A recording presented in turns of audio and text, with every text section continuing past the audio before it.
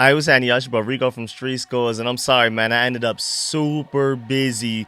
A lot of Friday, man. Like a lot of car maintenance stuff, bro. It was crazy, but out of the way, it's all out of the way. But out of the way, I still had to come and hit y'all with a big time update. First of all, first half of the video is not going to be too fun. I'm going to give y'all some major injury updates because apparently we have some pretty bad news, even including potentially Jayden Daniels. But then the second half of the video was all positivity. I even have stats to back it. I'm going to break down why the Washington Commanders fans should still be very optimistic for this 2025 season and why we still have a chance to outdo even what we did last year. We're going to dive into all of that and more. And of course, I have a trivia question for y'all. We're about to get back to the trivias. I'll give you the answer at the end of this video. Ken Houston, a Pro Football Hall of Fame safety with Washington from 1973 to 1980, was an All-American linebacker at what current football championship subdivision school? Again, I'm gonna give you the answer to that at the end of the video. But before we dive into everything, make sure you still follow that like button, still follow the subscription button, and still follow the bell next to that subscription button so you get notification each and every time I release an informative and opinionated video just like this one. Make sure you stay tuned to all of the content. Really appreciate y'all for supporting every single video. Stay tuned, man. Can't wait to keep hitting y'all with more content. And man, shouts out to my watch all the way to the end gang, man. And I'm recording this. It's 5:45 a.m. So shouts out to my late night crew as well, man. Shouts out to all of y'all. Without further ado, let's go dive into this video right now, man. Let's get it. Adam.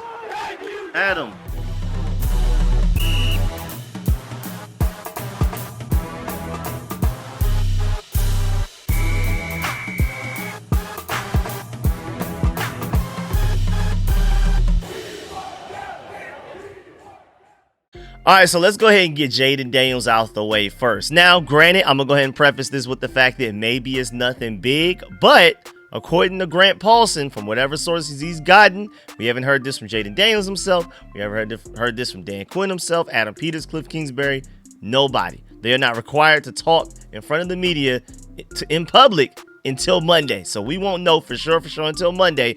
But Grant Paulson apparently has some sources that is saying that Jayden Daniels got an MRI on his knee yesterday after taking some hits last night. And I'm pretty sure that one time where a lot of people are blaming Josh Connolly, it was really Jeremy McNichols who was supposed to help with the chip. The Micah Parsons come around. It's like sometime in the fourth quarter, I believe. And then you see Jayden Daniels do like the end of the longest yard game saving play type of flip, only for like a 1-2 yard gain, and it looked like he really hurt himself. And he was said to be limping pretty good at the end of the game from people that saw him maybe after the game was over, him in the locker room, whatever. Of course, none of this is good news. Again, according to Grant Paulson of 1067 The Fan, Commanders Jayden Daniels underwent an MRI on his knee Friday after Thursday's loss to the Packers. Paulson notes that Daniels was limping pretty good at the end of the game, and he's saying that as if he saw it. Daniels took a number of hits during the game. This could be just precautionary, but Paulson says it's at least something to keep an eye on in the coming days. And of course, Jayden Daniels even went into that game with a wrist injury, and a lot of people are starting to think that maybe that wrist injury is why he was so inaccurate at times in that game, because he's been uncharacteristically pretty inaccurate through 2 weeks of football, bro. I'm not used to seeing him just back-to-back games. The only time we saw a slump like this is when he had a different injury, that broken rib injury. They kept saying it was bruised, but then Jayden Daniels earlier this offseason, like a few months ago, confirmed with, I think he was with Justin Jefferson and Saquon Barkley or something like that, and they were promoting Madden, and they were looking at the Hail Mary play. He was like, nah, and I did that with broken ribs. So that was the first time we ever got any confirmation from anybody on the Commanders side, instead of us fans just speculating that, yes, those were broken ribs. So maybe they, just like they downplayed that, maybe they were downplaying his wrist injury that he had going into that Packers game. Like, apparently he sustained some type of wrist injury against the Giants, and they made it seem like it was nothing to worry about. He participated in practice fully Monday, Tuesday, and Wednesday, but then he's going out there and throwing passes that I'm not used to seeing him throw. And then now on top of that, apparently there may be an ankle injury after he was out there getting Willie Beeman from any given Sunday with his offensive line, setting him up for failure a lot of that game, bro. But moving on to another injury. Again, no confirmation, nothing crazy. We'll see how Jayden Daniels feels. At least we have a week and a half to prepare for the Raiders. Hopefully he should be more than fine by then. But moving on to I guess even worse news, because I mean, this is definitive. You know, with Jayden Daniels is speculation. This Dietrich Wise stuff is scaring me, bro. Apparently, Commanders defensive end Dietrich Wise will require season-ending quad surgery per source. We saw him get carted off in the game, and you saw how red his eyes were and everything like that. Bobby Wagner was telling him to his face several times, "We got you," and I wish we would have had him, bro, because I love the passion that Bobby Wagner had in that moment. But of course, it just really hurt to see Dietrich Wise go out like that, because he had such a great start for us, man. He's a good player. He played very well as a starting edge rusher for the Patriots last year. Like, he's a very important part of this defense. Of course, this is a tough blow for him, and I mean, that just really sucks, bro, because the defensive line, I like how deep we are, and I feel like that was one of our biggest advantages. Like, we don't necessarily have a Micah Parsons on our D-line, or even a Max Crosby who we have to go against this upcoming week. We don't just have this individual game wrecker on our defensive line necessarily, especially not in the edge group. But at least we had like this super deep defensive line where we're rotating 7 to 9 guys in, just in and out, in and out, in and out. All of them quality level players, and all of them contributing, and being able, since we're having such a heavy rotation, our guys are coming in with full stamina, fully ready to go, perfectly efficient, and things like that. You know, the less deep we get a defensive line, that can really hurt us, because we don't have like a top half of defensive line. Our whole niche right now with the defensive line is the fact that we're just so deep that every guy that comes in is at least decent, and we just keep hitting you throughout the game. We're just gonna keep getting hit. There's never a break for an opposing offensive line. Losing Dietrich Wise does hurt that a little bit for us, man. But most importantly, man, I just feel for him. But it said that a person familiar with the matter confirmed Friday that starting defensive end Dietrich Wise will miss the rest of the 2025 season already with a right quadriceps injury, bringing his first season in Washington to a premature end. He's 31 years old. He'll require surgery after a Packers lineman fell into the back of his right leg on an extra point attempt. Now, let's point this out. First of all, the game was already really ugly at that point. Granted, it was only the second quarter, but it was already feeling bad. Then it's an extra point attempt that he gets hurt on. We lose our starting edge rusher on an extra point attempt. I'm mad. Like, why is he even on the field? But at the same time, it was severely bad luck, bro. Like, just super happenstance where a Commanders lineman, whatever they were doing, was still interfering with the Packers offensive lineman, and then the offensive lineman falls backwards into Dietrich Wise's leg that just so happens to be stretched out right there, bro. Like, the severity of how rare and situational that was is incredible, bro. Just severely bad luck. I really feel for Dietrich Wise on that one, man. Not only did we lose, but we lost one of our soldiers, bro. We lost the game, but I really hate the fact that we lost one of our soldiers. And Dietrich Wise even posted this to his own Instagram, and he has the song Ups and Downs by Fabulous playing, so that makes you feel it even more. And he said, "I'm truly grateful for all the love, prayers, and support I've received. This was an unfortunate experience, but when you give so much to the game and do everything you can to improve yourself and for your team's success, it can feel like there's a lot to play for. It sucks, but he's going to basically keep his head up and keep a positive attitude moving forward." So I love that. But again, man, you just can't help but feel so bad for Dietrich Wise. Like, even Resh Manuel brought up the fact that, yeah, Mitch Tisler, every time we go to training camp, Dietrich Wise was usually the first one in the field nearly every day this entire summer, bro. And then when he finally gets his chance to play for, I mean, you could argue his hometown team, and then just 2 weeks into the season, this year is already over, bro. And I mean, it feels like I still feel like we're this team of destiny. We're going to dive into that in the second half of this video, and to just not be a part of that, man, I really feel for him, bro. And then we move on to other bad news as well. This one isn't as definitive yet. We haven't gotten confirmation, but it doesn't sound too good for Austin Ekeler, man. During that loss against the Green Bay Packers, and this was like garbage time. This was already fourth quarter, people feeling like this game is out of reach. Austin Ekeler sustains an injury where it seems like he's more than likely out for the year as well, bro. It's ugly. That one was non-contact. That's why that one seemed even worse than the Dietrich Wise one. Now, granted, he was able with help to get to the sideline, but then they brought out the cart for him after he was to the sideline, so it just didn't look good. And of course, technically, Austin Ekeler was our starting running back, and he could soon be joining Dietrich Wise on the injured reserve list, bro, because it's feared that he has torn his right Achilles tendon. And again, a non-contact injury, and those are always the worst ones, bro. Coach Dan Quinn declined to provide any official updates on any injury, Eckler, Wise, or any other players that were injured after Thursday's game. He said they will undergo further testing, and he will have more information to share in his next scheduled news conference, which is Monday morning. We will not know anything until Monday morning, but man, from what it looks like, I'm just assuming Austin Eckler is gone, because even like the whole Noah Brown situation, everything that we heard, and we didn't even see it, we just heard in mandatory minicamp that he sustained an injury that looked like an out for season type of injury. And then granted, he was able to practice a little bit in training camp, and he's been playing a little bit so far in these first couple of games, but he hasn't been himself. Even though he's been out there, he hasn't been himself, and the Austin Eckler injury looks way worse. So shouts out to George Carmer. He brings up a great point. He said losing Austin Eckler for the season is a big deal, bro. He served as a safety net in the passing game.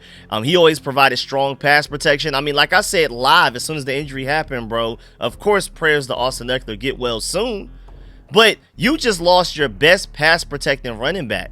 So that puts Jayden Daniels in more of a harm's way throughout the rest of the season, including the postseason, which definitely concerns me. Now, hopefully, Ja'Cory Carson-Merritt can learn to become a better pass protector. Maybe the entire running back room becomes a better pass protector. But Austin Eckler was a solid rushing running back. He was a really good receiving threat running back, and he was your best pass protector. So losing him definitely hurts this offense. George Carmy also said he may not have dominated, but he was a Swiss Army knife of sorts and could even return kicks in a pinch. Remember, before he started to get those injuries, so that's why we pulled him off of special teams, he was a top 5 returner last year when asked to do so as far as efficiency. Like on a per return basis, he was a top 5 returner last year. So there's even that we're potentially losing, even though we didn't have plans on using them that way this season because of the concussion injuries he kept sustaining on special teams last year. I mean, that was in his bag. And then shouts out to Ken Johannesson. He pointed out the fact that his career in Washington is likely over as well. Like, this is the last year of his contract. 31 years old. It doesn't seem very likely that we bring him back even next year. You hate to see it end like this, but injuries happen, and that's just the reality of the sport. And of course, now Chris Rodriguez will be promoted. He will be one of our 3 running backs on game days. First, starting with this upcoming game against the Raiders, it will be Ja'Cory Carson-Merritt, Jeremy McNichols, and Chris Rodriguez as your starting running backs. Even though I like the ceiling and the talent of that running back room, I do not love the floor, and I especially don't love the pass protection without Austin Eckler out there. And now we'll also more than likely sign a running back to the practice squad. We'll see what happens there. I mean, of course, we have Donovan Edwards over there from Michigan, the legendary Michigan running back that we brought over. We'll see. I don't think he's ready yet to play in games, but at least I guess he's technically a 4th string running back unless we go out there and get a better quality running back that can contribute on Sundays. We'll see. But now, before we dive into why this fan base should be very optimistic about the remainder of this season, even after those injuries that we sustained, even after that huge loss we just suffered against the Packers, man, shouts out to Sleeper, man. Even after a loss like that, we still have a full season ahead of us, and with Sleeper, you have a chance to 1,000 times your cash on daily fantasy football, man. Washington football has never been more exciting than it is now. Even after a loss like that, you got to remember that the Packers are arguably, some people feel like, the best team in the NFL, and I think we have a lot of great football ahead. I think we're going to end up seeing them again in the playoffs for a rematch. So you can even pick on stats for guys like Jayden Daniels, Terry McLaurin, Deebo Samuel, who one of the very few guys that shows some real pride in that game for the Commanders. You can even play fantasy for those guys. You can do things like touchdowns, passing yards, receiving yards, fantasy points, and for more, up to 1,000 times your payout on Sleeper. And if you're right on your picks, you could just win big money on, but you can also even use promo code SCORE, SCORE, and you'll get up to $100 match on your first deposit. And you can even just click the link at the top of the description of this video and every video on live stream I'm doing all season. And again, we're going to the playoffs, so we'll be doing this a long time. And of course, it's not just the Commanders. You can play daily fantasy once the NBA season starts back up, MLB, NHL, college football, college basketball, and even the WNBA. Terms and conditions apply. See Sleeper's terms of use for details, and there's a $1 minimum entry for users. But let's get into the app, bro. So as you can see, as I've been talking this whole time about Sleeper, you can see these are the picks I'm working with. Remember, last week I did some picks. I think it was probably either Friday night. I think it was actually Saturday night going into those Sunday games. I was able to put in some picks, and I turned 10 into 800. These are more of a 10 turning into 400, but this is still fun. And I did some real research for this, like for these interception unders that I played. And hopefully by the time any of y'all are watching this video, these lines are still available. You can still get these at these rates with these amount of yards, these interceptions, stuff like that. But with the ones with the interceptions that I played under, I'm not only looking at the quarterback's propensity for throwing interceptions just in general, but I'm also looking at the defense they're going against. Like, I'm doing real research when I do these picks. So that's how I was able to turn 10 into 800 last time. And I'm hoping to turn 10 into 400 this time. I mean, the Josh Allen, come on now. He has to just get one passing yard. We get that. Kyren Williams is going to get a touchdown, whether it be through the ground or through the air, going against the Tennessee Titans defense that isn't that good, really, outside of Jeffrey Simmons. Come on now. James Cook can get 14 receiving yards, bro. He can get that on one play. Then, interception-wise, we just need Justin Herbert to not throw an interception against that sorry Raiders secondary.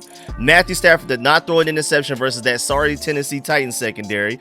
Lamar Jackson, he rarely, I don't think y'all understand how rare it is for him to throw interceptions. And then even on top of that, I think the Cleveland Browns, when I did the research, when I was doing these picks, it surprised me. I think the Cleveland Browns had the least amount of interceptions last year. Again, I'm not just looking at the quarterback, I'm looking at the defense that they're playing against, which also takes me to the point that Dak Prescott, you saw how bad our offense looked against the Packers in comparison to how good our offense looked against the Giants.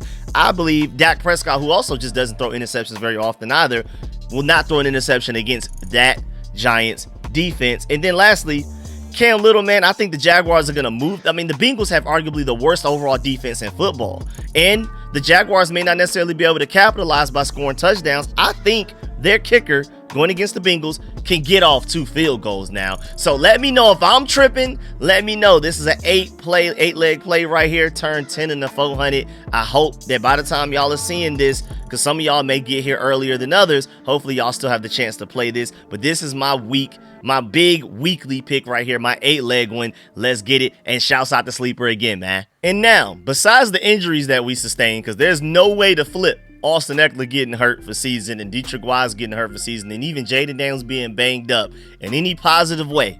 Ignoring that, moving past that, because again, there's no way to flip that into a positive spin. I mean, I know some of y'all are Chris Rodriguez fans, but losing Austin Eckler hurts this team definitively. Like, there's just no way around it. But let's run through the many reasons why Washington fans should be optimistic even after a terrible loss like that. First of all, I feel like the majority of what went wrong against the Packers on Thursday night was us getting outcoached severely. I mean, from Dan Quinn's point of view as the head coach with his clock management, especially what we did at the end of the first half, he tried to explain his logic in his press conference after the game, but that literally felt like Vegas, the NFL, the script writer, somebody came in and made a call and was like, no, you're not allowed to win this game, so go out there and lose it whatever way you have to. Because we went and signed a kicker that's notoriously not able to make 50-yard kicks or longer, and we went out there and tried to attempt a 51-yarder, which he made. Then I think with like a 53-yarder, of course he didn't make it, but it was close. I think it doinked. And then a 58-yarder on that specific possession that I was referring to just a couple of minutes ago, that one was nowhere near no chance. You had to have known that. We went into halftime with 3 timeouts. Just trolling. We had like over 2 minutes left when we had the ball and didn't call a single timeout and then ran out of time. And I mean, I'm so confused by that. And then we go into the second half and we use up all of our timeouts before we even get to like the last 4 or 5 minutes of the game or something like that. It just literally felt like we were trolling. Like Dan Quinn was doing everything that he could to sabotage the game. Like somebody had his family held captive somewhere and like you had to lose that game to get them back. It literally felt like that, bro. But even just beyond that hypothetical, because I just can't, because first of all, bad coaching compared to bad roster.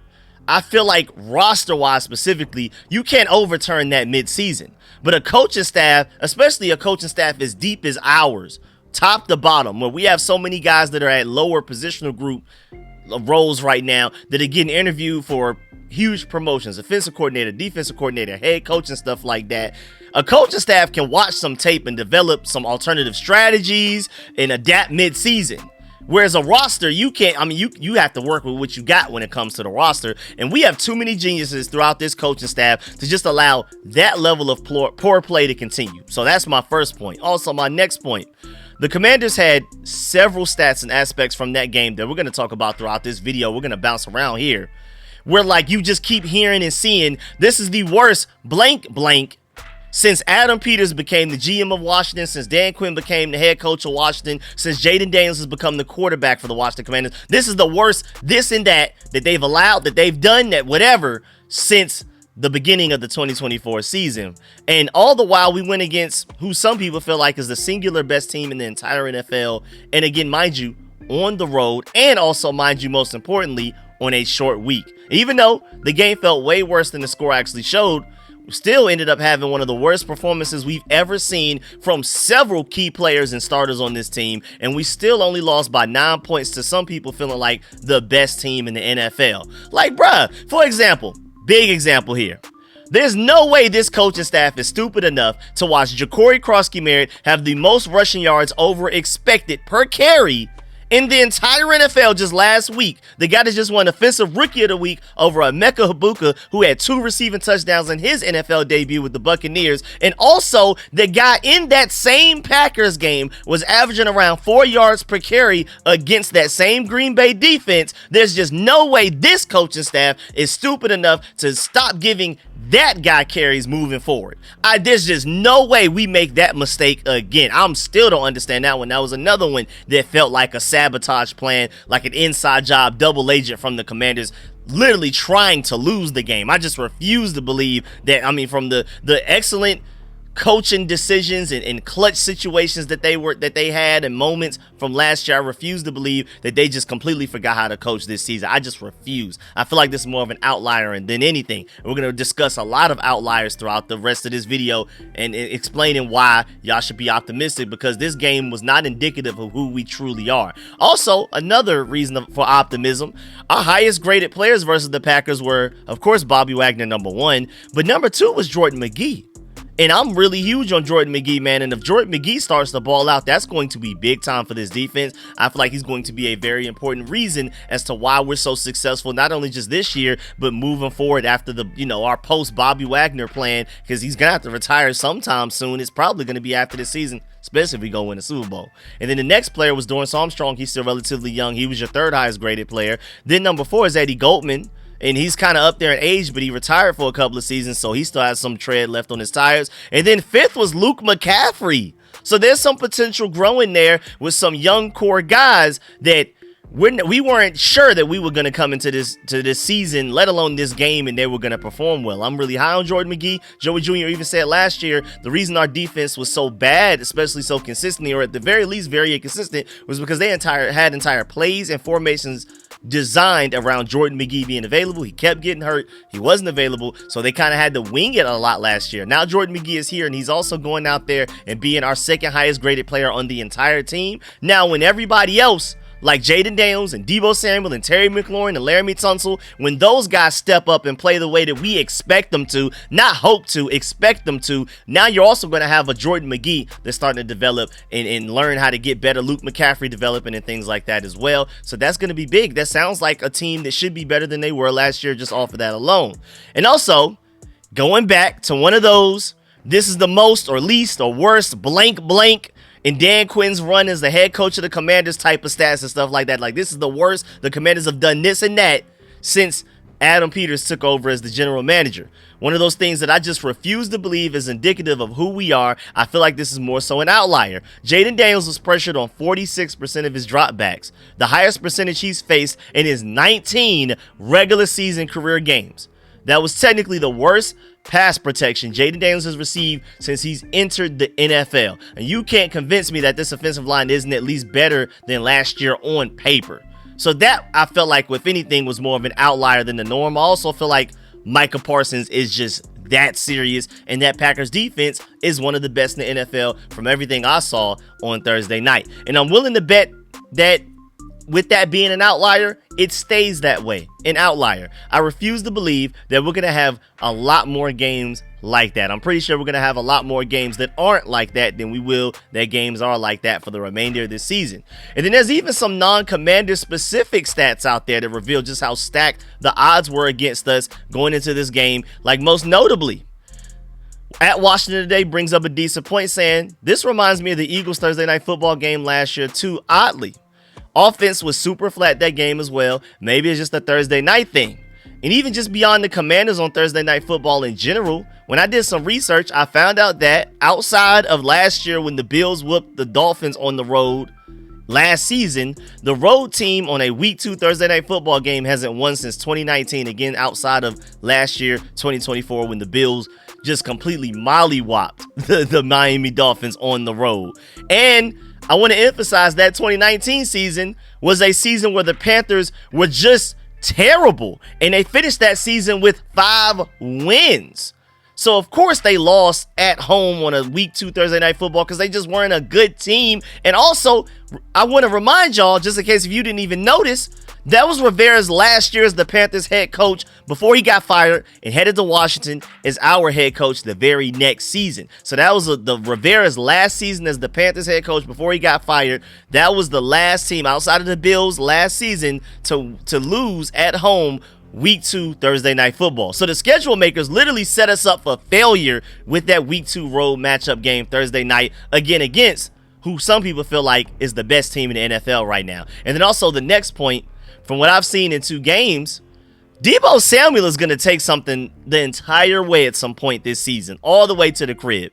He had a really good run against the Giants, a couple of good returns against the Giants week 1. Then week 2, he bested himself and went for 50 yards with a return. He's constantly improving. I really think he's going to break one. And speaking of Deebo Samuel, I'm super happy to see how effective he is in this offense. And again, I feel like he was one of the very few guys that actually played with some real pride in that game towards the end. And I also like how he and Jayden Daniels already have some, at least somewhat good chemistry going on.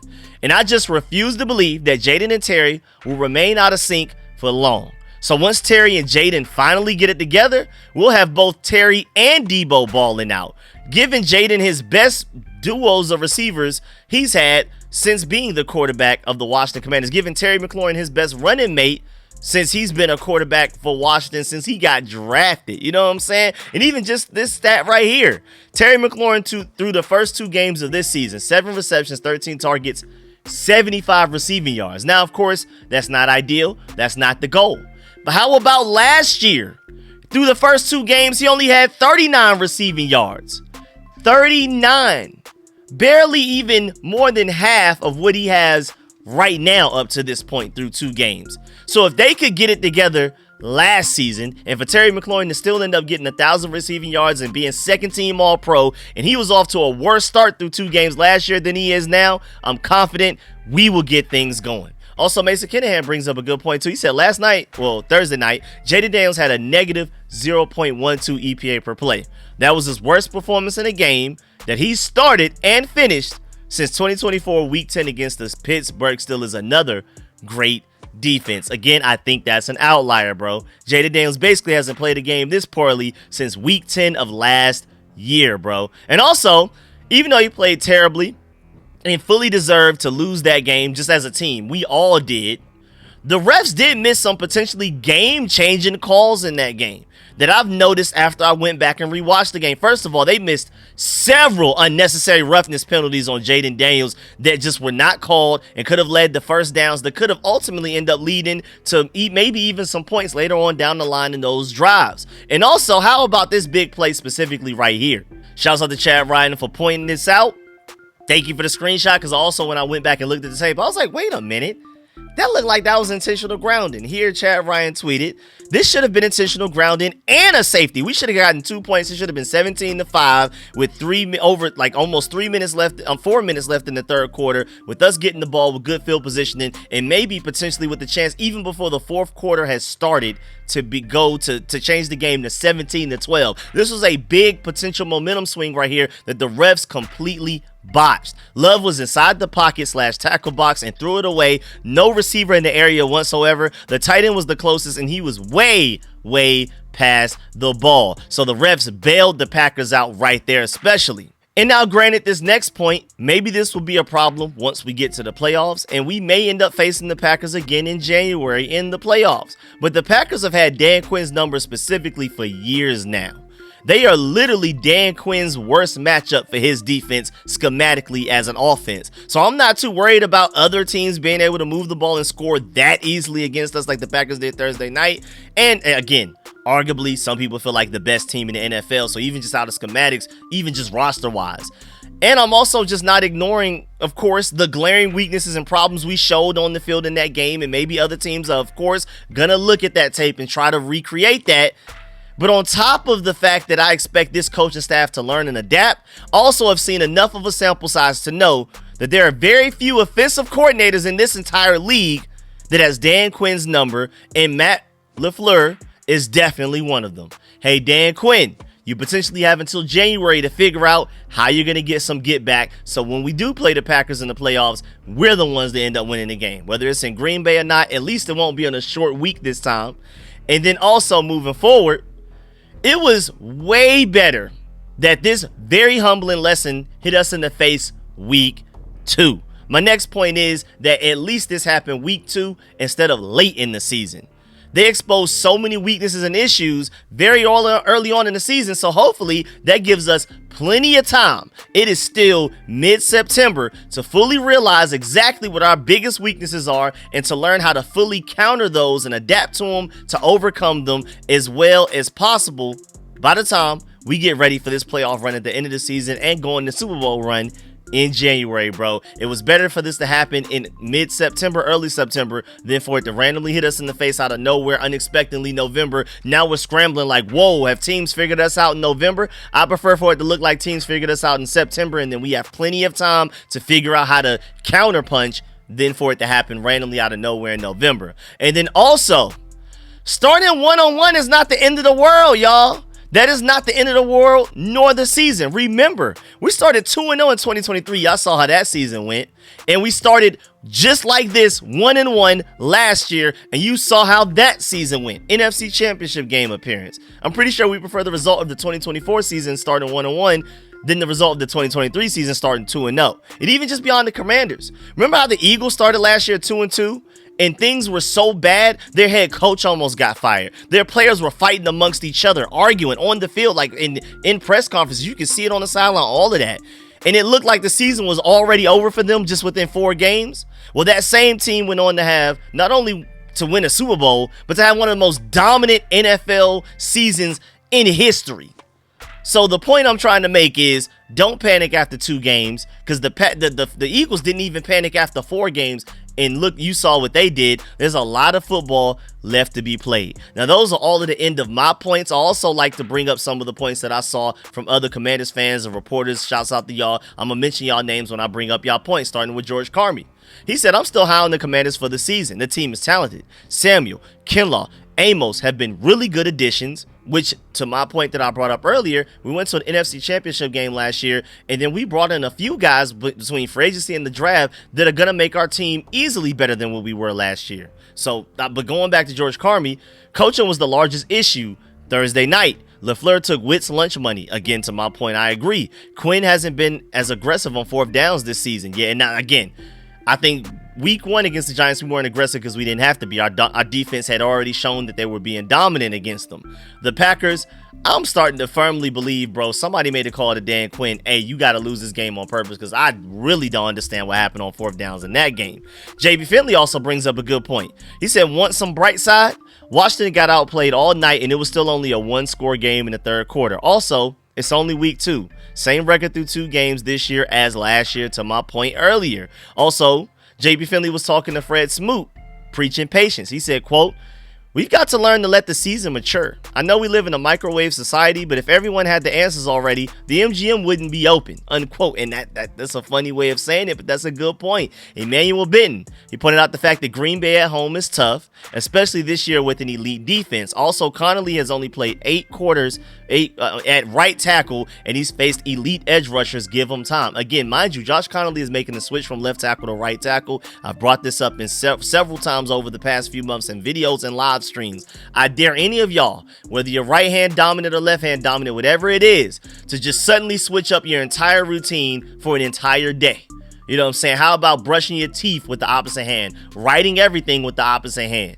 Like, just imagine trying to do that, but instead it's NFL football. You're going from left tackle to right tackle, and now you're having to deal with Micah Parsons week 2, Brian Burns, Kayvon Thibodeau, and Abdul Carter week 1, and now you have to go against Max Crosby week 3. You got to give him some time, man. The talent is easily there. And then also, Amos is already the best cornerback on the team. Now, that's some reason to be optimistic, and also a little bit of reason to maybe not be as optimistic, but at the same time, Lattimore hurt Lattimore last year, and we still made it to the NFC Championship game. By basically, even though you would prefer Lattimore to be playing better, you still made it to the NFC Championship game with a hurt version of the Lattimore that we have right now, and now you've added Trey Amos to that secondary. So even if Lattimore isn't playing to the level that we hoped and expected, Trey Amos is still there, and he wasn't there last year. We made it to the NFC Championship game with that defense. Also, Emmanuel Benson said, offense is out of sync and out of rhythm. Lack of PT together in training camp and preseason is definitely showing. I agree. Green Bay's speed on defense slowed JD5. Wide receivers were unable to separate. Never been 17 strength either, to point that out. And JD5 is not the issue. Now, I do want to point out that I have seen some plays where it was Jayden Daniels' fault, but I also feel like the protection was not good enough, and the wide receivers were not getting open enough. And I think we'll figure that out either between both Cliff Kingsbury developing a better scheme and some route concepts, and also just the receivers learning how to get open more. Just get open. This is your job. We just paid Terry McLaurin all that money. Also, Emmanuel Benson said, run Bill more. That's a reason to be optimistic, because I think they've learned their lesson. At least I hope they did, and they will start to use him more. Again, he was averaging like 4 yards a carry against the Packers. Why did we stop? The game was just never out of the way that far to where you just, oh, we can't run the ball. And then even when you did, you chose to run the ball with Austin Eckler and Jeremy McNichols. Also, Jay Daniels MVP said, I can't believe some fans are ready to press the panic button after 2 weeks of football, LOL. Yes, Thursday night's loss wasn't good at all. It's a long season. Team is 10 days to figure stuff out and get ready to play the Raiders at home, not losing sleep over the L. I agree. Bleeding Burgundy and Gold said, good players can have bad games. Y'all realize that's an actual thing, right? I agree with that as well. We've seen Pat Mahomes have bad games, like after he's won Super Bowls, like recent Pat Mahomes. We've seen Lamar Jackson have bad games. We've seen the Bills have bad games. Josh Allen had the bad. We've seen their entire teams, really good players. Everybody. It's just hard to be consistent in the NFL. You may just sometimes meet your schematic mismatch where you're just at a disadvantage. Maybe the Packers are just anti-Commanders. You just never know. Big Doug also brings up a good point. He said the Commanders got pwned, as they say.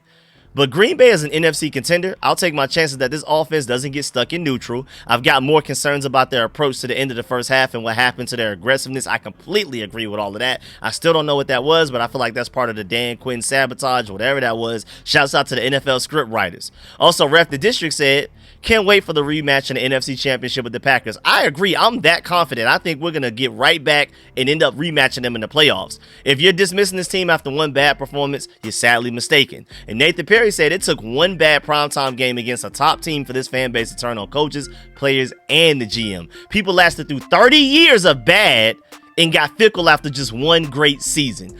Thank you, Nathan Perry. I completely agree with all of that, man. But yeah, man, that's the end of this video. Please get in the comment section. Let me know if you feel about everything discussed in the video. Please still farm that like button, still farm the subscription button, still farm the bell next to that subscription button so you get notification each and every time I release a informative and opinionated video just like this one.